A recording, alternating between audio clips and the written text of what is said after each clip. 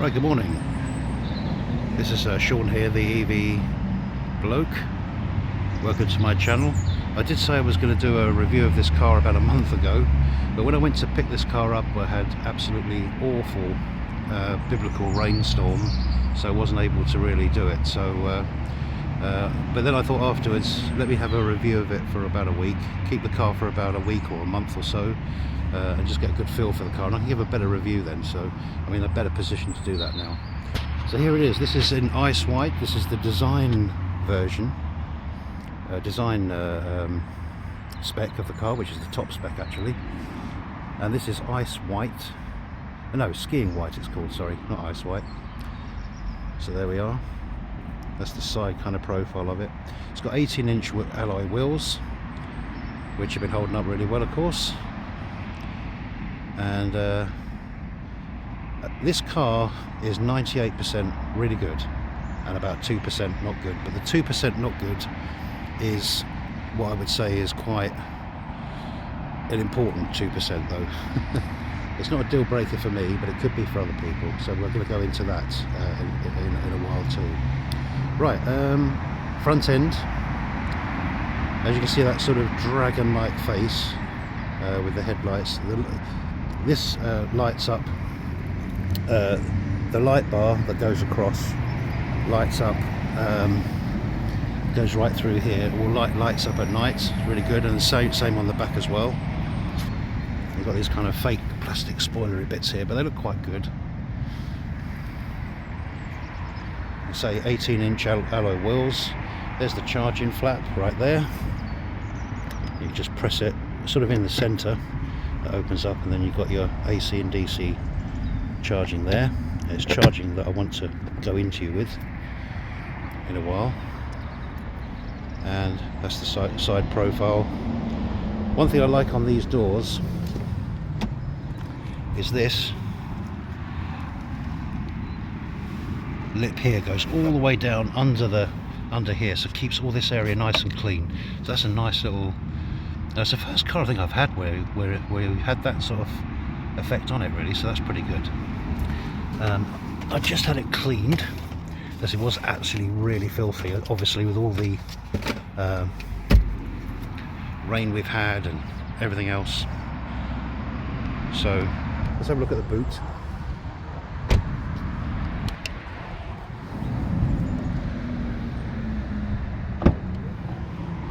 Electric tailgate. Excuse all the mess. Now you can put the charging cables under here if you like, but I've not been putting that much in here. I'm just happy to have them. I've only used this actually once, the charging cable. I don't know if you can see that very clearly on this screen, but anyway, it's 440 litres boot space, which is enough for me. And it's got this depth here, but you can raise the height here. You can raise the height from here. There's, I don't know if you can see it, but there's a area there where you can raise it to raise the right height, the height, and you can get the cables and everything underneath if you so wish. It's a really sizable car. I've got no issues with the size of this car at all. It's really good in that respect, in size. My son is 6'3" and he can sit behind me, and I'm 6'3", so there's plenty of room in here. In fact, let's just get in the back so we can have a little look. Get away from the noise a bit too. So you've got centre armrest here with two cup holders right there. That's fine. And you've got these rather funky door handles, which you've probably seen on other reviews of this car, which you just pull back on there and it opens it up like that. And you've got the ambient lighting there, which goes through the centre there, through the speaker actually. The sound system on it's pretty good too. It's got a pretty good sound system. I mean, the inside is kind of a bit more vibrant than the outside of the vehicle really, but it is quite vibrant in here, so it might not be your scene. It's not everybody's scene, I'm sure. So you've got some air vents here at the back for the passengers, and you've got an USB A and B port, A and C ports down there. You can see it really. So See if we can go in a bit. I don't know if you can see it. Quite poor lighting on this at the moment. Yeah, so at the back of the seats you've got a map pocket there and two smaller ones for putting your mobile phone or whatever in there. But as you can see, I mean, I'm 6'3", so I'm sitting behind my own seating position now. I've got plenty of space there, and in terms of height, my head isn't even touching the headliner. I've got a bit above me, so it's more than capable of getting 3 adults in here. In the back, two teenage kids, which is what I've got in my case, fit in are absolutely fine, so no issues with that. So yeah, brilliant. No issues on that. So that's the rear. So let's jump into the front, and we're going to go over a few things here.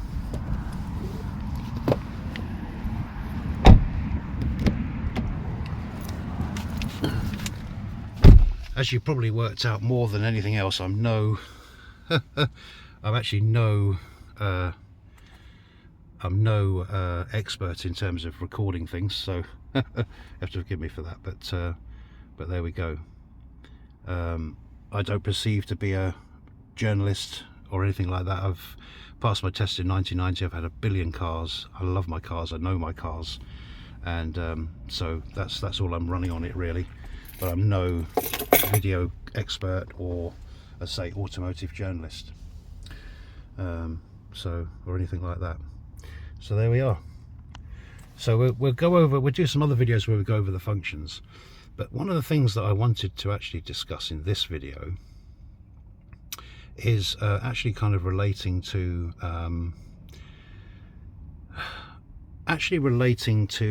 the vehicle itself, in terms of how it drives and some of the general impressions of it. This vehicle is set up very soft.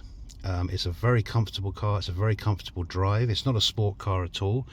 It should do about 7.3 seconds. I've been getting just under 7 if I want to do a 0 to 60, which you can actually do on the timer on here, which I'll show you in another video.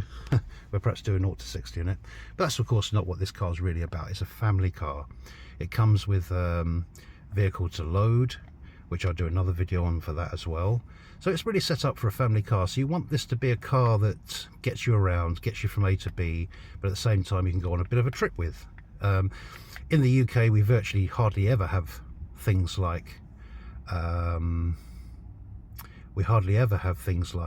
power cuts and stuff like that. So if you've got a vehicle to load, the main use of that vehicle to load is when you're going out on trips. You're going away for weekends, you're going camping, you're going up into the mountains or something, you're going to Scotland, places like that here in the UK. Rural places where you can utilise that facility of vehicle to load, which vehicle to load is just where you plug it in and you run appliances off of it, really, using the power battery of the vehicle.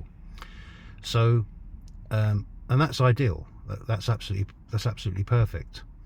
And so what I've found is that so the main thing I want to come around to here is the charging speed of this vehicle. In terms of the range, I'm getting just over 200 miles, about 204, between 204 and 210, which I'm actually happy with considering the kind of weather we've been having and that type of thing. We've been having some pretty awful weather, and cold weather, wind. It's had to do with wind, low temperatures. Well, I say low temperatures, -4, 5, 6, 7 was the lowest I think it's had, that I've had since I've had this car, and things like that. So but what I wanted to sort of explain about was the charging speed. Now the charging speed, I haven't yet seen anything near the charging speeds that this car does. Now this car is a slow charging car anyway. It's a top 88 kilowatts is what you can get out of this car, which for a small to mid-sized SUV is pretty poor. I mean, there's a lot out there that are doing well over 100, 150, 125. So the ID cars, Volkswagen cars, I think are doing about 125, between 125 and 140 now, stuff like that. So at the end of the day, it's on the slower side, no two ways about that. And my opinion is that I'm getting around about 40, between 40 and 50 kilowatts. I haven't seen above 60. Now this has a heat pump on it, and BYD make a big thing about the use case of their Blade battery. Now the Blade battery is what this car is fitted with. Now Blade battery is made in-house by BYD, and it's top state of the art. It's got a heat pump. It's built into the actual chassis of the car, and it's supposed to be giving you between 15 and 20% more range because of that heat pump. I've only seen the heat pump come on once or twice, and it tends to come on when you go to a charger for a short while and then cuts off. So I'm assuming when it cuts off it's at an optimal temperature, but if I'm only getting 40 to 50, maximum 60 kilowatts, I'm just wondering where the rest of that is, and why I'm not seeing the top speeds on this. And I've plugged it into various chargers, so I know it's not just a power limit from the charger. Now it might just be a problem with this car, and it might need to just go in and get fixed and get sorted, and there we are. You know, that can be the way it works. But for me, I'm inclined to feel that actually this should actually be getting the full power out of it, is what I think. I feel I'm not seeing that. So if you have a BYD Atto 3 and you're also, well, if you're getting full speeds out of it, please let me know, because I want to see if there's anything I'm doing wrong. I don't think there is, but if there is, I'd like to know. But ultimately I'm not getting anything. I'm not sort of seeing anything, you know, I'm not kind of like seeing anything that makes me think that you know, I'm kind of doing anything wrong in that respect. So I think it's just genuinely not getting those kinds of speeds. That's a bit brighter. So yeah, it's been a bit disappointing, I have to say, on that. And the reason I bring the whole point about the vehicle to load-in is that this is a family car. So it's based as a family car. So when you have a family, you want to do all the various things that you need to do in it. Go to the shops, go to work and back, and go on trips with it. But if you was road tripping this car with those kind of speeds, you'd have to be a bit worried about that, really. So, and this is state-of-the-art technology. BYD probably are going to be one of the biggest automakers. They already are, but one of the absolute biggest EV automakers in the world very soon. So if not the biggest, and many people think they will overtake Tesla as example. But Tesla have the BYD Blade battery in some of their China models. They have the LFP battery, and you know, that charges like a boss. So I'm just wondering why it seems to be downgraded so much. Is it the car? Does it just need software updates? It's had one software update since I've had it, or what's going on? But anyway, so that's the main point I wanted to bring up. I'll let you know if that changes, but at the moment, as I say, I'm getting quite low speeds on this car, and it's already a slow charging car, if you like. I mean, 88 kilowatts is not exactly going to set any worlds alight. It's got a 60.4 kilowatt hour battery on it, but there we go. Right, so let's just talk about some things to do with the car, the interior of the car. As you know, probably if you watched my other video, I was really peed off actually with the space that was in the Bayon, in terms of like cubby space and stuff like that. Storage space was just awful in it. You virtually had this where the charger is, and that's about all you had. You had a really small center console. I'm pleased to say with this vehicle it's completely different. You've got loads of storage space. Under here, underneath the console, you have this area here where you've got the USBs to plug in, and an SD card slot, which I thought I understood that this comes with a dash cam. Well, it has the facility of a dash cam, but I think it just needs to have something go in that slot. So I might invest in one and see if that changes. You've got 12 volt there as well. And you've got this area here for putting mobiles or whatever bits and pieces down there. That works really well. And then you've got the wireless charger up here. Now the wireless charger is to use sparingly, I would say. Use it for 20 minutes or so and then take it off. Because it just gets overheated, like a lot of these things do. And just above it, of course, is the airflow. So if you've got hot air, as we have this time of the year coming out of there, that's adding to making everything hotter there anyway. So, but it does overheat a bit, but it's pretty fast, because this phone I have is a Oppo phone, but it's a pretty fast charging phone actually as it goes. So that all works out well. Let's go over some of the criticisms that I've seen from journalists, which is things like the things that's on here, the lack of ability on the screen to get things like climate control up and all of that kind of thing. And I'm going to go over why it's not actually a deal breaker, that sort of stuff. But if we go over the buttons here, you've obviously got your hazard warning lights there. You've got your parking warnings there. You got your lane keep on there. That's your automatic brake hold, which is just brilliant. I love it, and it stays on as well, which I love about it. On a couple of my previous cars, you have to keep on turning that on every time you get in the vehicle. This one actually stays on, which is brilliant, because why would you want to turn that off? It's just a great facility. You come to a stop and it holds the brake. This is your Regen setting. I'm going to go into Regen in a minute, because a lot of people have been complaining about that. I'm going to also go over why I don't think it's a deal breaker, but it will depend on your own preferences, I guess, on that one. And this is your modes: your Eco, Comfort and Sport. That one there is to do with fan speed. Yeah, turns that on. That's on and off for fan speed, and that's auto on the fan speed. So you've got some functions here. That's your volume control for your media. That's your start-stop button. I'll fire it up in a minute. And that's of course your gear lever. When I say gear lever, you know, obviously to put it into drive, neutral or reverse. And then you've got a park button here, which you just press, and you've also got park there. So you've got park twice there, so I don't know quite what that's about. I've actually never used that one, because I just basically, when I come to a stop, I just press that one and then turn it off. So I've actually never even used it. So that's okay. In the front here, you've got this 5.5-inch display screen, which we'll fire up in a minute. And then on here, you've got your adaptive cruise control button there. You've got your rotation for the screen, so the screen rotates from portrait to landscape. No, that's that button there, isn't it?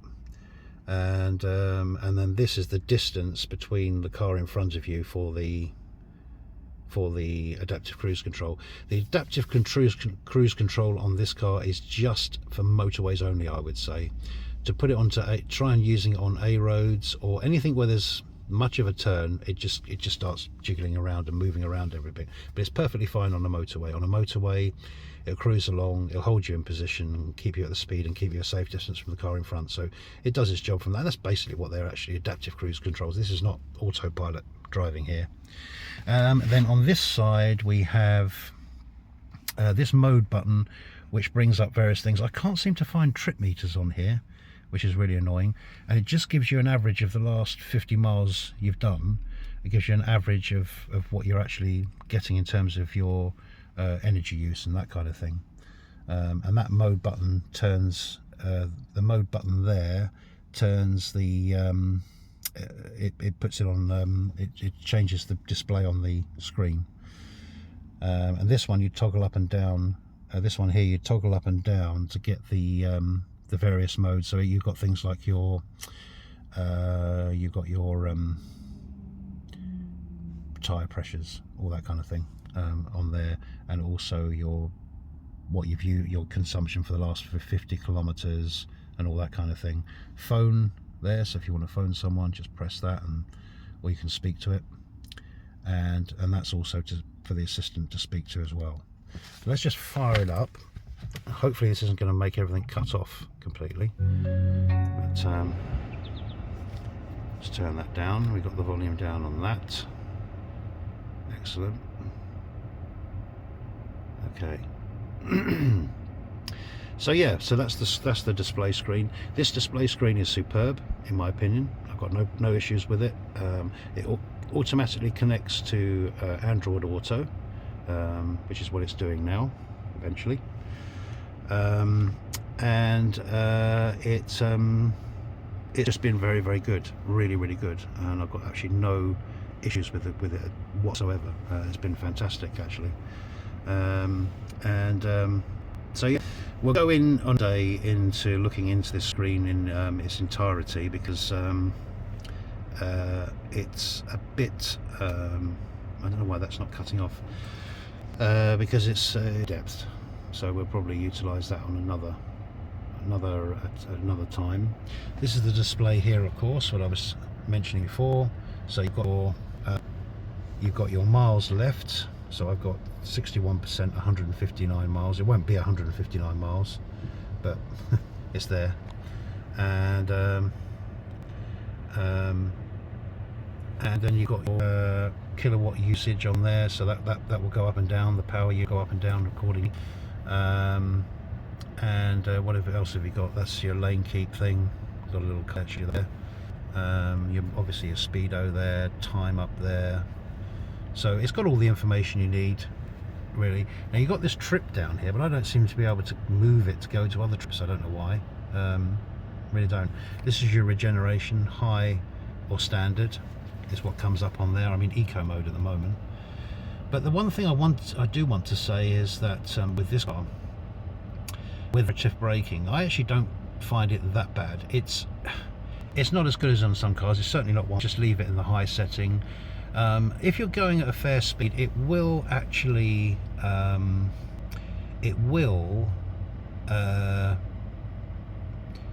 slow you down. It won't bring you to an absolute stop. But when you do apply the brake, you actually are still for quite a while on there. You're still doing regenerative braking, believe it or not. So that's also not too bad. Just turn that fan speed down a minute on there. So yeah, so this is what you get on the basic screen. As I say, we'll do another walkthrough with the screen, but yeah, I'm well pleased with the car. It drives brilliantly. It's so comfortable. And it's got enough poke about it. If you want to hustle it along, it will. I mean, I wouldn't advise going down the back lanes spinning it round, because it's not built for that. It's not meant to be that kind of a car. But what I will say is, if you want to get it moving, it does move. Now that's another thing to pick up, is on acceleration, because the acceleration on this car is much more linear than it is on a lot of EVs, where you just touch the accelerator and you're off. I actually prefer this, where you don't just fly off as soon as you put your foot on. You have to give it a bit of pressure before it really picks, and then it just suddenly kicks in, and you almost get this like a real sort of powerful build up. It's quite nice. I like it anyway. But some people say that this car is aimed at people who are coming from a conventional petrol car into an EV, and so that's why they've dialed down all the things like regenerative braking, and the acceleration and all those kinds of things, which could be true, I suppose. But you know, yes, one pedal driving is lovely in an EV, and maybe with software updates that might come. Let's talk about software and stuff like that, because the BYD are a software tech giant, really. That's what they actually are. They're a tech company. I mean, they build buses in London, they make buses and around the world, actually, but and they make the batteries in so many vehicles, and of course now they're making their own vehicles themselves. So and of course in pretty much most mobile phones is probably find some BYD components in there. So they know what they're doing when it comes to tech, and that's why I'm really pleased with this. Which brings me on to the voice commands on this as being so really great, which is why I don't think it's a deal breaker. You don't have too many physical buttons, because it's probably one of the best ones. 9 times out of 10 this will basically do what you ask it to do. Let's just put it to the test now. The blind is closed up here, so we're going to ask it to open the blind and see what it does. Hi BYD, open blind. The blind is open. Okay, so it's opening blind, and it will do that for just about everything, for changing the heating settings. You know, if you want to put it on level 2, if you want to bring up navigation, it'll do that. Just all the sort of basic functions in the car, it will do. Pretty much, as I say, 9 times out of 10. In actual fact, I think it's only been once or twice it's never done it, and that's when I've had the fan speed high and I've perhaps mumbled what I'm saying. If you speak clearly, it will literally do more or less any functions in the car that you ask it to do. It's one of the better voice control systems I've seen. So this isn't quite Tesla level UI interface technology, but it's not far off. It's pretty decent, I think, and it's pretty quick, it's pretty snappy. So you can move through the screens really quickly. No issues there at all. In the last update we had a browser put in, which was about a week ago, so you can watch YouTube and things like that when you're parked, go onto your Netflix and all those kinds of things, so you can do all of that. You've got Android Auto and Apple CarPlay somewhere as well, Apple CarPlay, so you can connect those and use those.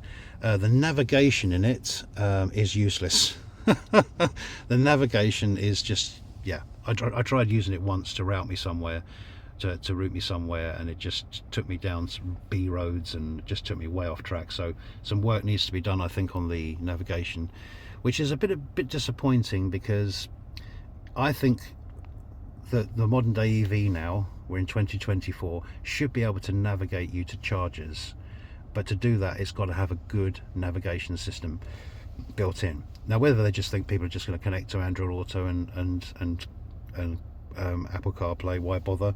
Maybe that's their thinking, I don't know. But we should be getting to a point where the navigations are so good that it can detect our range, as it does with a Tesla as example, where they got fantastic routing systems in the cars. But this one I would not rely upon, so I only use, in my case, Android Auto. I use the Google Maps to navigate places. I've been on 3 road trips with this car so far. As I say, I've been getting 200 and about 200, between 204 and 210 miles on a full charge, which isn't that bad really when you consider the weather we've had. I mean, it says 260 as the claimed range. You're not going to get 260 out of it in the winter anyway, probably, but I reckon you can probably get close to 260 in the summer. It's pretty efficient as well. You don't see the percentage. You don't see the percentage on here going down really fast or anything like that. It's just really, it's okay in that respect. I say my only issue really with this car is the charging speed. Now let's come on to the cup holders, because there's a bit of a story on these.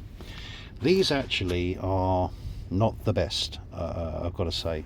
You've got this thing here which you put in, which gives you a slightly higher position.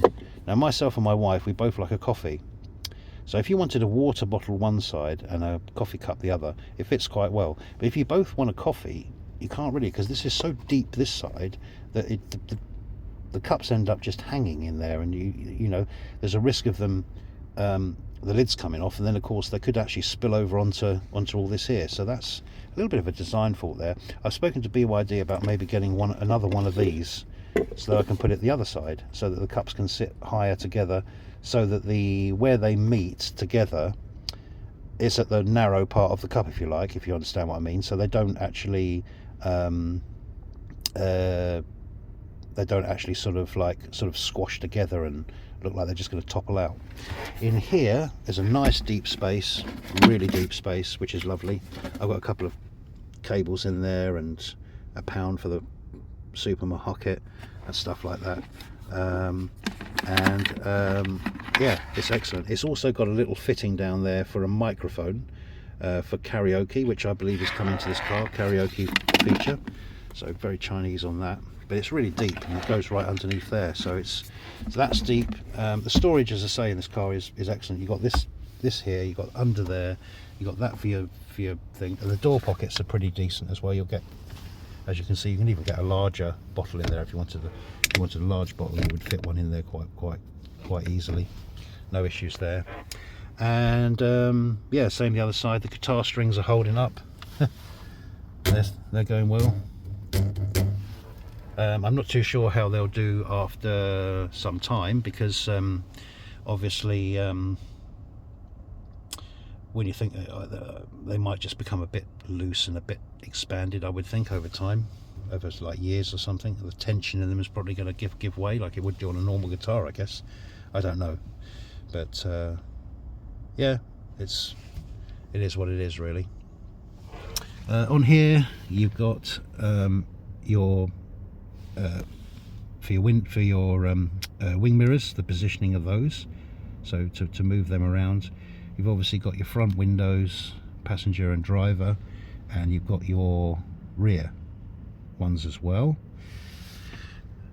That's that. This is on this car you get electric passenger and driver seats, so you can get it into a good position for yourselves on there. Not that on the back.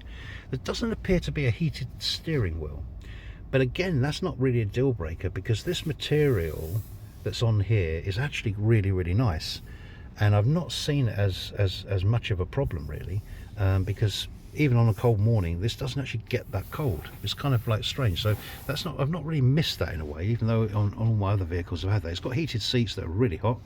It's got 1 and 2 stage. You really want to have it on 1. 2 stage just gets too hot in my opinion. So yeah, so that's a quick walk around, a quick overview of the car. I know I haven't gone into so much real depth details. I just wanted to give the first impressions. And in the first impressions, could I, if someone come up to me and said, would you advise me to go for this car, you know, I mean, I've got this car for 3 years, would you advise me to go out and buy this car? And I would say yes, if you don't do a lot of miles. I mean, it's the charging speed really. It's that charging speed that's the thing for me. This has got a 60.4 kilowatt. Well, if you're charging at 40 kilowatts roughly, and I'm plugging into 150 kilowatt chargers, is what I've been charging into to see if I can really get the full use of it. That means you're looking at way over an hour charging to full. Now, that's pretty slow really. It is really slow. So that would be my only hesitation. But in terms of the range of the car, the overall functions in the car, and as I say, we'll go through this entertainment system one day, then yeah, that could be it could be a deal breaker for you. I don't know. For me personally, I do 6 miles to work, 6 miles home. I've been charging this up once a week, unless I go on some kind of road trip with it really, or go on any sort of distance journeys. It's more than fine to just fill it up and just trot around doing my local stuff, going to supermarkets, going to appointments, going to work and back. It's been fine on that. You know, so I don't need to charge it up often. So if that's your use case, then yeah. I mean, the great thing about this car is the way it drives for me. It's a very comfortable drive. What you do want to do, I'll just show you quickly actually. Let's go to there, and we want to go into settings a minute. And if we go into ADAS, is it ADAS? No, not ADAS. Probably vehicle settings, is it? Vehicle settings maybe. Yeah. So on here you see you've got steering assist mode and you've got brake assist mode. So what I find is if you leave it in comfort for the brake assist and sport for the steering. Now why I say sport for the steering is it's a little bit hollow in its steering feedback, is what I would say. Although it's a very comfortable ride and a very smooth ride, it's not meant to be an aggressive going around the corners kind of a car. Obviously it's a family mid-sized SUV, small to mid-sized SUV.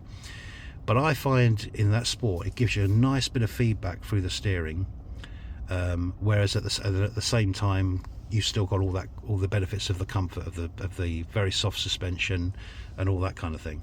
So I really love the way this car drives, and I've got no issues with it whatsoever. It had a bit of an issue when I first got it with the heating. It was very cold all the time, and you might have heard that on some other people's reviews of this vehicle. It doesn't seem to get warm in the cabin, but since the update, it'd done an update a little while ago, and that was really good. So the update really seemed to help with that, so it seems to get nice and warm and toasty in it now actually. So I think it was obviously set for kind of Asian kind of temperatures, I suppose, really Asian kind of climate. So they made some adjustments to that with the software update. So there's a lot of potential with this car, because they're a tech company. They're doing over the air software updates, and if they can do them at some of the leaders like Tesla, etc., if they can do them at those kind of levels of regular updates and really making an impact into the vehicles, like I say, with the charging speed, maybe there's something that's an update coming that will maybe deal with that. If other people are experiencing the same thing, I don't know. So there's lots of ways this car can improve and evolve with those software updates. So yeah, I wouldn't say it's a deal breaker, the charging speed, but it's something to keep an eye on. I think I'm going to do a few more videos, and we'll see when the weather gets a bit warmer, because people might say, well, it's really cold at the moment, that's maybe why you're not getting the speeds. But it can't be that, because it's got a heat pump connected to it, and I don't just start the car up, drive to a charger and DC fast charge it.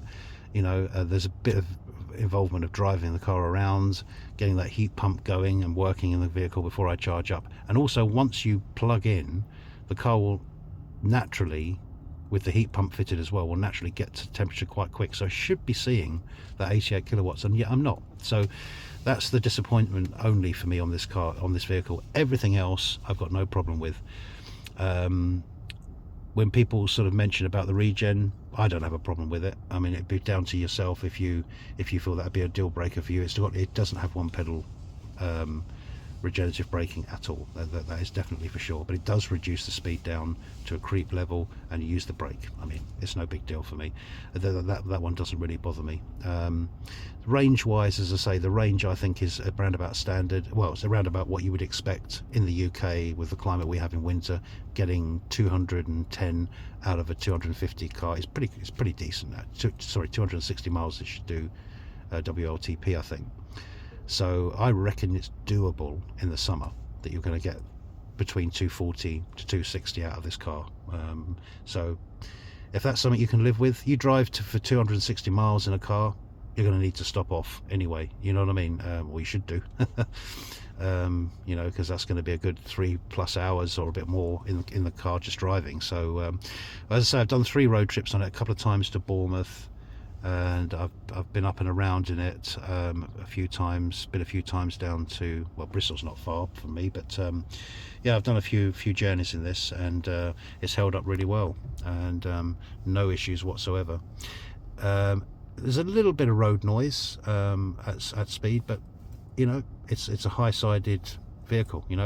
I say high-sided vehicle, it's a SUV sized, small SUV sized vehicle, so you're always going to get a little bit more wind noise, but it's nothing comes into the cabin. It's generally just really quiet as well, and smooth.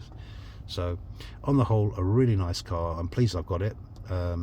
As I just worry a little bit about that charging speed, and I'll keep you posted on what happens with that. We'll do some more videos with this. Also, hopefully coming to the channel, I have a Honda E on the way. The Honda E is a discontinued car in this country, actually.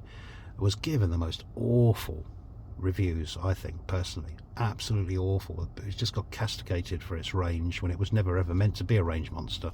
And I'm going to do some videos and stuff on that and show you how you do use a Honda E.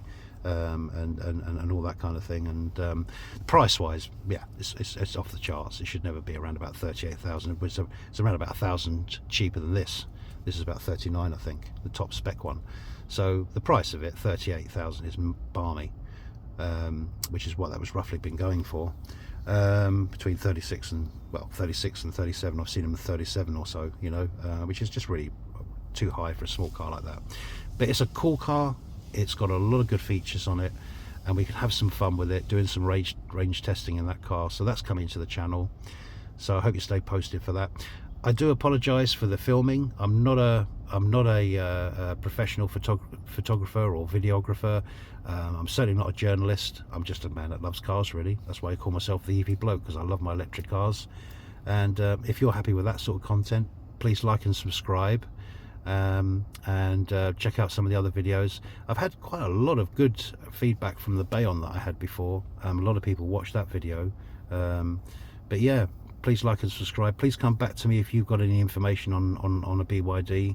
If you want to give me some pointers as to maybe that charging speed and all the rest of it, just and your experiences with a BYD Atto 3 if you've got one, or any of the other BYD models. I'm hoping to try all the different models as well from BYD. I'm not employed by BYD, I don't work for BYD, that's why I'm free to give this honest opinion and slate them a bit really on their charging speed, because like I say, it's not good enough. You need to be getting at least that 88 kilowatts, which you should be getting. You know, that shouldn't be a difficult thing for a car like this to be getting, really, with all the blade battery technology it's got on it and all the rest of it. But it's very, very new. I've done one software update on it. I'm sure it's going to get software updates and things might change in that way. As the weather gets warmer, we might start seeing those speeds, which would worry me more actually, because then if in the summer it's going to be getting the speeds, but you're not going to be getting it in the winter, but it's got a heat pump on it and a blade battery on it, you're starting to think, hang on a minute, what's going on here? So hopefully its software updates will change that low speed I'm getting on the charging side. But anyway, I've gone on enough about that. Overall, this car is a superb car, it really is. And BYD are coming. The BYD Seal's come out, and the BYD Dolphin as well. I got this car from Strathstone BYD in Birmingham. Great guys down there. If you're interested in acquiring one of these cars or taking one out for a test drive, and you're near the Birmingham area, there's also one in London, I think. There's going to be loads of branches popping up, so look out for one near you. And go along. They're great guys down there. They know their stuff actually. I was well informed on this car before. I've gone back to them about the charging speed, and they're a bit head scratchy on it as well. But anyway, yeah, so go and test drive one. And there's probably going to be more cars coming in the near future from BYD. There's the BYD Seal U, which is a SUV, full SUV sized vehicle. I think that's going to be coming in 2024, so that'll be another one to add to the range. So yeah, they're killing it at the moment, and like I say, this company is going to really become a big player here in the UK and in Europe, I think. But as I say, we just need to be a little bit careful on their battery side of things. I mean, that's their main selling point, is battery, and if they're not going to be getting the speeds, they're going to have to be very careful with that, I feel, because that will turn people off. Because you're buying family cars. You want a family car, you want to do miles in it, yeah? I mean, if I want to go to Scotland in the summer and do a bit of camping, would I do it in this? I'd have to think twice, I think, at 40 kilowatts, 40 to 50 kilowatts, you know, if that's the sort of speeds I'm going to be getting. I don't want to be an hour and 20 minutes at a charger, you know? So so that's the thing. But I'm sure over time, with software updates and everything else, things will change on this car. So anyway, I've rambled on a bit. My name's Sean, I'm the EV Bloke, and thank you for tuning in. And as I say, like and subscribe please, and get this content out to other EV, you know, well, not even just even people that don't have an EV and are thinking about an EV, you know, and maybe thinking about what's this whole thing with BYD. Please share the video and get the content out there. So thanks for tuning in. Do appreciate it, and stay tuned for more content coming. I'm going to be looking at some chargers that have been installed and not been used since they've gone in, so I want to get to the bottom of that. So we're going to go out and have a look at those chargers. And as I say, Honda E content hopefully coming, more BYD content, hopefully going to try out some of the other models, the other BYD models as well, and we're going to go around those. And yeah, so stay cool, and I shall catch you soon. Cheerio.